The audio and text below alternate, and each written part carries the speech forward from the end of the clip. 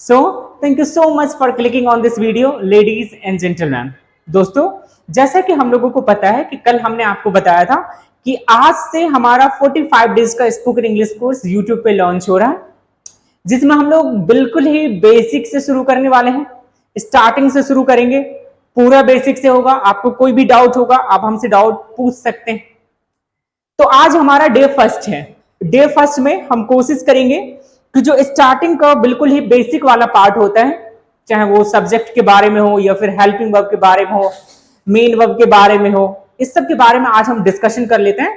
फिर next day से हम लोग सेंटेंस को ट्रांसलेट वगैरह करने के बारे में देखेंगे। आज ऐसे भी लास्ट सेशन में हम लोग सेंटेंस को कैसे ट्रांसलेट करते हैं इसके बारे में देखेंगे। दोस्तों, ये जो 45 डेज का कोर्स स्टार्ट हुआ है, उसका बेसिक डे आज है। अब यहां पे हम, जैसे ये वाला सेंटेंस है, इस सेंटेंस को आप देखिए।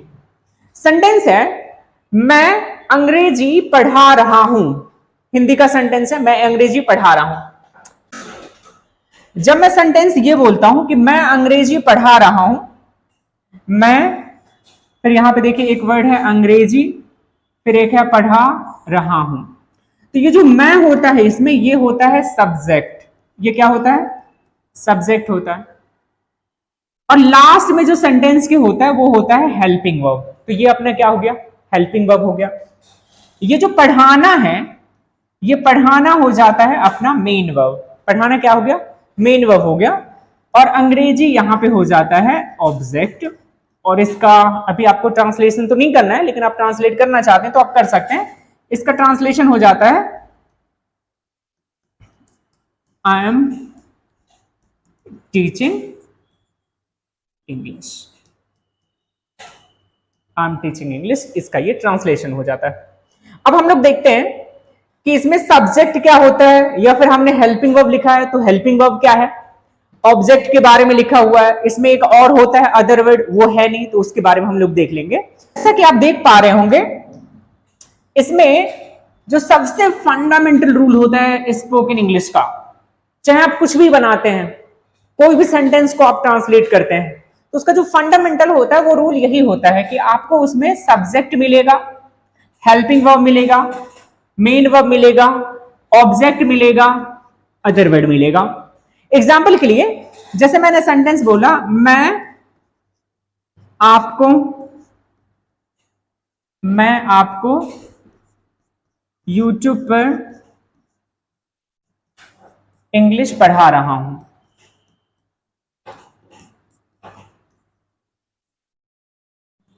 मैं आपको YouTube पर इंग्लिश पढ़ा रहा हूं। तो अब अगर आप यहां पे देखेंगे तो यहां पे ये हो जाता है सब्जेक्ट, जैसा कि हमने आपको लास्ट में बताया, ये हेल्पिंग वर्ब, ये जो पढ़ाना होता है ये मेन वर्ब, इंग्लिश हो जाता है आपका ऑब्जेक्ट। और सभी को छोड़ के जो बच जाता है, ये आपको ऑब्जेक्ट ही है, लेकिन इनडायरेक्ट ऑब्जेक्ट, आगे हम डिस्कशन भी करने वाले हैं। और ये YouTube पर ये हो जाता है आपका अदर वर्ड। तो सिंगल सिंगल करके देखेंगे, इन हेल्पिंग वर्ब का, फिर मेन वर्ब का, फिर ऑब्जेक्ट का, फिर अदर वर्ड का। लेकिन इसके लिए हमें ये पता होना चाहिए कि सब्जेक्ट किसको बोलेंगे, हेल्पिंग वर्ब क्या होता है, मेन वर्ब क्या होता है, ऑब्जेक्ट क्या होता है, या फिर अदर वर्ड क्या होता है। तो चलिए देखते हैं। यदि आप सब्जेक्ट के बारे में डिस्कशन करेंगे तो सब्जेक्ट का मतलब होता है कि जो काम करता है सेंटेंस में वही सब्जेक्ट होता है। जैसे मैंने सेंटेंस बोला कि मैं इंग्लिश पढ़ा रहा हूं, इंग्लिश पढ़ाने का काम कौन कर रहा है? मैं कर रहा हूं, तो मैं कौन हो जाऊंगा? सब्जेक्ट। आप इंग्लिश सीख रहे हैं, इंग्लिश कौन सीख रहा है? आप सीख रहे हैं, तो आप कौन हो जाएंगे? सब्जेक्ट। हम लोग मार्केट जा रहे हैं, कौन मार्केट जा रहे हैं? हम लोग मार्केट जा रहे हैं, तो हम लोग क्या हो जाएंगे? सब्जेक्ट हो जाएंगे। तो नॉर्मली ये हुआ, a subject is a part of a sentence that contains the person और thing performing the action in a sentence. इसका मतलब ये हुआ कि सेंटेंस में जो एक्शन को परफॉर्म करता है, जो क्रिया को करता है, जो काम को करता है, वही क्या होता है? सब्जेक्ट होता है, होता है। मतलब ऐसे लोग जो काम को करता है वही क्या होता है? सब्जेक्ट होता है। नाउ नेक्स्ट देखते हैं। अब सब्जेक्ट में सिंगुलर होता है और प्लूरल होता है। दोस्तों, सिंगुलर का मतलब होता है एक, जैसे मैंने सेंटेंस बोला कि राम खाना बना रहा है, तो कौन खाना बना रहा है? राम बस खाना बना रहा है, तो राम कौन हुआ? सिंगल। इसी तरह मैंने सेंटेंस बोला कि राम और श्याम खाना बना रहे हैं, तो अब कितने लोग बना रहे हैं? एक से अधिक लोग बना रहे हैं। तो जब एक से अधिक लोग बनाते हैं तो ये होता है आपका प्लूरल, मतलब एक से अधिक लोग खाना बनाने के काम कर रहे हैं। सिंगुलर का मतलब होता है एक, प्लूरल का मतलब होता है एक से अधिक। जैसे बॉल है तो क्या हो गया बॉल्स, पेंसिल है तो क्या हो गया पेंसिल्स, टॉय है तो क्या हो गया टॉयज, बुक है तो क्या हो गया बुक्स। जनरली ये बताया जाता है कि यदि आप किसी नाउन में एस या ईएस लगा देते हैं, यहां पे देखेंगे आप किसी नाउन में आप एस या ईएस लगा देते हैं तो ये क्या हो जाता है, ये आपका जैसे है सिंगुलर। तो इसको अगर आप कन्वर्ट करना चाहते हैं प्लूरल में तो या तो आप एस लगाएंगे या फिर क्या लगाएंगे आप ईएस लगाएंगे। एग्जाम्पल के लिए देख लेते हैं, जैसे हमने बोला चेयर तो क्या हो जाएगा यहाँ पे चेयर्स। इसी तरह सिंगुलर और प्लूरल बता सकते हैं। इसके रिस्पेक्टिव हम लोग हेल्पिंग वर्ब भी बाद में डिस्कशन करने वाले हैं। अब देखिए सब्जेक्ट में हमें क्या क्या मिल सकता है, इन कॉमन अगर आप बात करेंगे तो सब्जेक्ट में क्या क्या मिलेगा इसके बारे में हम देखते हैं। देखिए आई का मतलब होता है मैं, हम या हम लोग अगर किसी सेंटेंस में है तो आपको यूज करना है वी का। आप हो या फिर कहीं पे लिखा है आप लोग या फिर कहीं पे लिखा है तुम या फिर तुम लोग, तो आप यूज करेंगे किसका यू का। दे यहां पे होता है यदि लिखा है वे या फिर वे लोग, तो जब वे या वे लोग हो तो आप किसका यूज करोगे दे का। अब यहां पे देखिए ही का मतलब होता है वह, लेकिन किसके लिए किसी मेल के लिए। शी का मतलब भी होता है वह, लेकिन किसके लिए किसी फीमेल के लिए। इट का मतलब भी होता है वह, लेकिन किसके लिए किसी न्यूट्रल जेंडर के लिए। और इसके अलावा हमें सब्जेक्ट क्या मिलेगा, तो या तो सिंगुलर मिलेगा या तो प्लूरल मिलेगा। मतलब सब्जेक्ट की जगह I you we they he she it या तो सिंगुलर मिलेगा या तो प्लूरल मिलेगा। कभी कभी अनकाउंटेबल नाउन भी मिलता है, आगे हम लोग उसके बारे में देखेंगे। राइट, चलिए अब नेक्स्ट देखते हैं हम लोग। अब देखो सब्जेक्ट के बाद जो हमने देखा था वो देखा था कि उस फंडामेंटल वाले रूल में सब्जेक्ट के बाद होता है हेल्पिंग वर्ब। अब हेल्पिंग वर्ब क्या होता है, सिंपली आप ये बोल सकते हैं कि ऐसे शब्द जो मेन वर्ब की मदद करने के लिए आता है, हेल्पिंग का तो ये मतलब होता है, तो वो क्या हो जाता है आपका हेल्पिंग वर्ब हो जाता है। अब हेल्पिंग वर्ब में क्या क्या मिल सकता है ये देखो, हेल्पिंग वर्ब में कभी कभी आपको इज, एम, आर और क्या मिल सकता है वॉज, वर, और क्या मिल सकता है डू, डज, फिर क्या मिल सकता है हैज, हैव, और क्या मिल सकता है विल, शैल। तो ये सभी के सभी क्या होते हैं हेल्पिंग वर्ब होते हैं। लेकिन आपको याद ये रखना है कि हर एक सब्जेक्ट के अकॉर्डिंग ये चेंजेस होते हैं, तो उसका हम लोग एक टेबल अभी देख लेते हैं। देखिए ये जो टेबल है, इस टेबल के माध्यम से आप ये समझ सकते हैं कि किस सब्जेक्ट के साथ कौन सा हेल्पिंग वर्ब का प्रयोग करना है। क्या एक बार फिर से हम रिपीट करते हैं, इस टेबल के थ्रू आप ये समझ सकते हैं कि किस सब्जेक्ट के साथ आप किस हेल्पिंग वर्ब का प्रयोग कर सकते हैं। एग्जाम्पल के लिए देखिए यदि किसी रूल में इज एम आर है, क्या है इज एम आर, तो आई के साथ किसका यूज करना है एम का, वी के साथ आर का, यू के साथ आर का, दे के साथ आर का, ही सी इट के साथ इज का। सिंगुलर कोई भी सब्जेक्ट है जैसे राम, श्याम, सीता, गीता, मोहन एक है तो इसका यूज करेंगे, और कोई प्लूरल सब्जेक्ट है तो किसका यूज करेंगे आर का। इसी तरह जब आप नेक्स्ट देखेंगे तो वॉज वर है, अगर किसी रूल में वॉज और वर है तो आई के साथ वॉज का यूज करेंगे, वी के साथ वर का यूज करेंगे, यू के साथ वर का यूज करेंगे, दे के साथ वर का यूज करेंगे, ही सी इट के साथ वॉज का यूज करेंगे।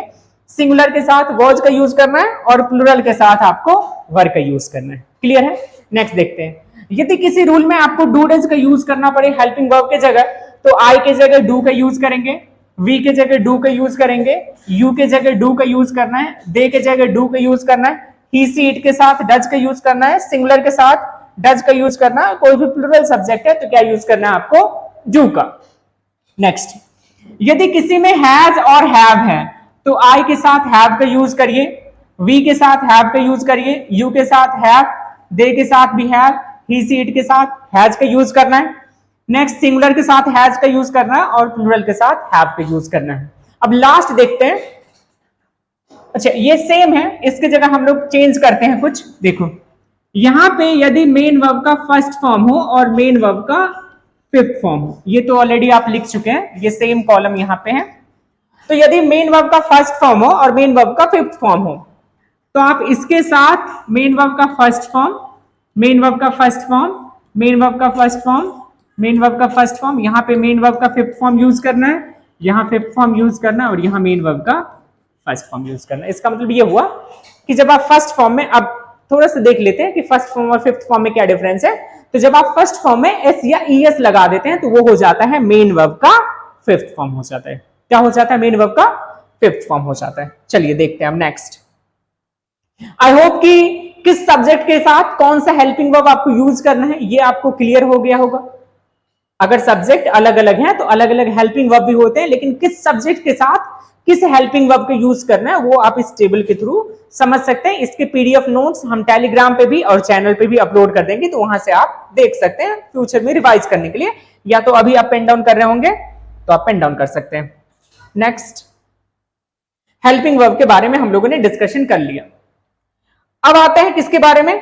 मेन वर्ब के बारे में देखते हैं। तो सब्जेक्ट हो गया, हेल्पिंग वर्ब हो गया, मेन वर्ब क्या होता है? इसको हम लोग बोलते हैं मुख्य क्रिया। A main verb is the primary verb in a sentence indicating the action or the state of being of the subject। मतलब मुख्य क्रिया किसी वाक्य में प्राथमिक क्रिया होती है जो कर्ता की क्रिया या स्थिति को दर्शाती है। मतलब कर्ता काम कर तो रहा है, सब्जेक्ट काम कर तो रहा है, लेकिन कौन सा काम कर रहा है? मैं आपको पढ़ा रहा हूं, कौन सा काम कर रहा हूं? पढ़ाने का। आप इंग्लिश सीख रहे हैं, कौन सा काम कर रहे हैं आप? सीखने का। मम्मी खाना बना रही है, कौन सा काम कर रही है मम्मी? खाना बनाने का। पापा मार्केट जा रहे हैं, कौन सा काम कर रहे हैं? जाने का काम कर रहे हैं। तो ये सभी के सभी होता है मेन वर्ब, जिसको आप लोग प्राइमरी वर्ब के नाम से भी जानते हैं। राइट, अब चलिए नेक्स्ट देखते हैं। अब मेन वर्ब के अलग अलग होते हैं फॉर्म। क्या होते हैं? अलग अलग फॉर्म होते हैं। ये है मेन वर्ब का फॉर्म। यहां पे आपको मेन वर्ब का फर्स्ट फॉर्म मिलेगा, second form, third form, fourth form, fifth form. Main verb के अलग अलग फॉर्म होते हैं, जिसमें first form, second form, third form, fourth form, fifth form. ये डिक्शनरी अगेन हम पीडीएफ कंटेंट के फॉर्म में अपने चैनल पे सॉरी एवीड्रीम एकेडमी के एप्लीकेशन पे या फिर टेलीग्राम चैनल पे अपलोड कर देंगे। वहां से आपको आइडिया मिल जाएगा कि अलग अलग मेन वर्ब है तो उसके कौन कौन से सेकंड फॉर्म क्या होगा, थर्ड फॉर्म क्या होगा, फोर्थ फॉर्म क्या होगा या फिर फिफ्थ फॉर्म क्या होगा। अलग से हम कोशिश करेंगे कि एक वीडियोस भी आपके लिए मेन वर्ब का फर्स्ट फॉर्म से लेकर फिफ्थ फॉर्म तक का पूरी कंटेंट आपके लिए हम बना दें। फिलहाल यहां पे देखते हैं, जब आप मेन वर्ब के फर्स्ट फॉर्म में ही लगा देते हैं आईएनजी तो हो जाता है मेन वर्ब का फोर्थ फॉर्म, और जब आप लगा देते हैं एस या ईएस तो हो जाता है मेन वर्ब का फिफ्थ फॉर्म। जैसे go first form, went second form, gone हो गया थर्ड फॉर्म। लेकिन इसी गो में यदि हम लगा दिए आईएनजी तो हो गया गोइंग फोर्थ फॉर्म, और इसी गो में यदि हम ईएस लगा देंगे तो हो जाएगा फिफ्थ फॉर्म। तो ये क्या हो जाएगा? गोज हो जाएगा। फिलहाल जो मॉडल वर्ब हम लोग पढ़ने वाले हैं उसमें जनरली हम फर्स्ट फॉर्म का यूज करेंगे। Fifth form, second form, third, fourth के लिए भी हम अलग से वीडियो आपको बना देंगे या पीडीएफ अपलोड कर देंगे। नेक्स्ट, इसमें एक होता है ऑब्जेक्ट। ऑब्जेक्ट के मतलब समझिएगा, ऑब्जेक्ट का मतलब क्या होता है? The object of a sentence is the person और the thing that receives the action of the verb. मतलब काम किसके लिए किया जा रहा है या क्या काम किया जा रहा है, ये क्या हो जाएगा? ऑब्जेक्ट हो जाएगा। एग्जाम्पल के लिए समझ लीजिएगा, मैं आपको पढ़ा रहा हूं, मैं आपको पढ़ा रहा हूं। तो मैं पढ़ा तो रहा हूं, लेकिन किसको पढ़ा रहा हूं? आपको पढ़ा रहा हूं। तो ये आपको हो जाएगा, यू यहां पे हो जाएगा क्या? ऑब्जेक्ट हो जाएगा। ये ऑब्जेक्ट। दोस्तों, जो लास्ट वाला बचता है इसमें वो बचता है अदर वर्ड। तो अदर वर्ड का मतलब होता है कि आप सब्जेक्ट फाइंड कर लो, helping verb, main verb, object, और इस सभी को फाइंड कर लो। बाकी जो भी बच जाता है वो आपके अदर वर्ड होते हैं। क्या होते हैं? Other word. एग्जाम्पल देख लीजिए, मैं आपको, अगेन सेम एग्जाम्पल लेते हैं, यूट्यूब पर पढ़ा रहा हूं। मैं आपको यूट्यूब पर पढ़ा रहा हूं तो क्या हो जाएगा? मैं हो गया आपका सब्जेक्ट, रहा हूं क्या हो गया लास्ट में हेल्पिंग वर्ब, पढ़ाना क्या हो गया मेन वर्ब, आपको हो गया ऑब्जेक्ट, और ये जो यूट्यूब पर ये बच गया सब्जेक्ट आपने फाइंड कर लिया, हेल्पिंग वर्ब फाइंड कर लिया, मेन वर्ब फाइंड कर लिया, ऑब्जेक्ट फाइंड कर लिया, तो यही क्या होता है अदर वर्ड। फिलहाल अब जो हम पढ़ाने वाले हैं वो रूल इंपॉर्टेंट है, तो यहां पे आप एक बार कंसंट्रेट करके देखेंगे। ठीक है, सब्जेक्ट हो गया, हेल्पिंग वर्ब हो गया, मेन वर्ब हो गया। हमने जैसा कि आपको बोला था कि इंग्लिश बोलने के लिए, ट्रांसलेट करने के लिए एक ही फंडामेंटल रूल होता है, वो होता है subject, helping verb, main verb, object plus other word. For example हमें कैन के लिए कोई रूल बनाना होगा। अब हम आपको एक चीज बता दें कि कैन का यूज करते हैं जनरली आप किसके लिए, एबिलिटी बताने के लिए।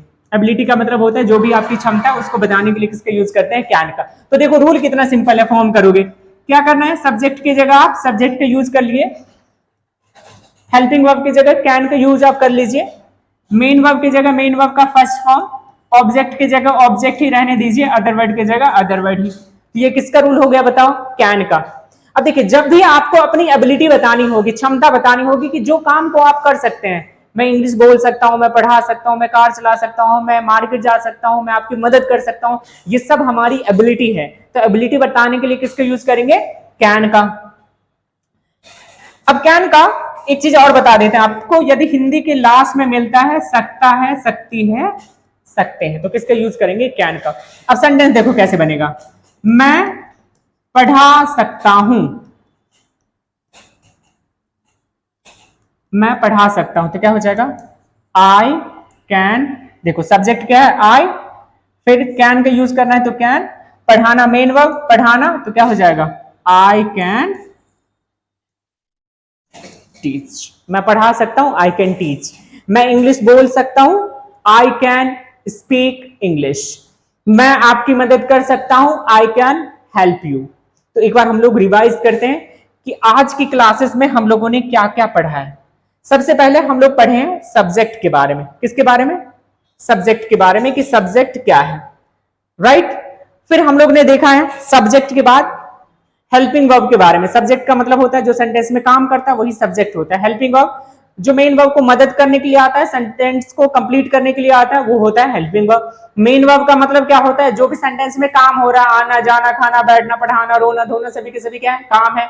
ऑब्जेक्ट का मतलब होता है जिसपे काम का असर पड़ता है, चाहे वो कोई व्यक्ति हो सकता है, कोई वस्तु हो सकता है, वो क्या हो जाते हैं, ऑब्जेक्ट हो जाते हैं। चार को छोड़ के, subject, helping verb, main verb, object को छोड़ के जो भी बच जाता है वो अदर वर्ड होता है। रूल फ्रेम कैसे करना वो भी हमने आपको बता दिया। सब्जेक्ट की जगह सब्जेक्ट को रखिए, हेल्पिंग वर्ब की जगह कैन, मेन वर्ब की जगह मेन वर्ब का फर्स्ट फॉर्म, ऑब्जेक्ट की जगह ऑब्जेक्ट, अदर वर्ड की जगह अदर वर्ड, तो वो हो जाते हैं किसके, कैन के रूल। फिर हमने आपको बताया कि अलग अलग सब्जेक्ट के लिए अलग अलग हेल्पिंग वर्ब होता है, तो किस सब्जेक्ट के साथ कौन सा हेल्पिंग वर्ब यूज होगा वो हमने आपको टेबल के थ्रू बता दिया। फिर हमने आपको सिंगुलर सब्जेक्ट और प्लूरल सब्जेक्ट के बारे में बताया है। तो आज के लिए इतना ही, बट हम आपको कुछ होमवर्क दे देते हैं, आप हमें सेंटेंस को ट्रांसलेट करके बताएंगे। तो दो ही सेंटेंस है। जैसे मैंने सेंटेंस बोला कि हमारी एबिलिटी है कि मैं पढ़ा सकता हूं, ठीक है, मेरी एबिलिटी है कि मैं पढ़ा सकता हूं। तो सेंटेंस अगर है मैं पढ़ा सकता हूं, मैं पढ़ा सकता हूं, तो ये हमारी एबिलिटी है, तो क्या हो गया, आई कैन टीच। फिर मैंने बोला कि मैं कार चला सकता हूं, I can drive a car. तो आपको कुछ नहीं करना है, कमेंट सेक्शन में आप मुझे बताना है अपनी आपकी 5 एबिलिटी आपकी क्या क्या है, आप क्या क्या कर सकते हैं। I can learn English, I can speak English, I can do homework, जो भी आपके अपने एबिलिटी है उसके बारे में आप बताएंगे। आज के लिए इतना ही बेसिक। कल हम लोग रूल पढ़ेंगे, फिर सेंटेंस को ट्रांसलेट करेंगे, प्रैक्टिस सेशंस करेंगे, each and everything we are going to do it, right. So thank you so much, जय हिंद।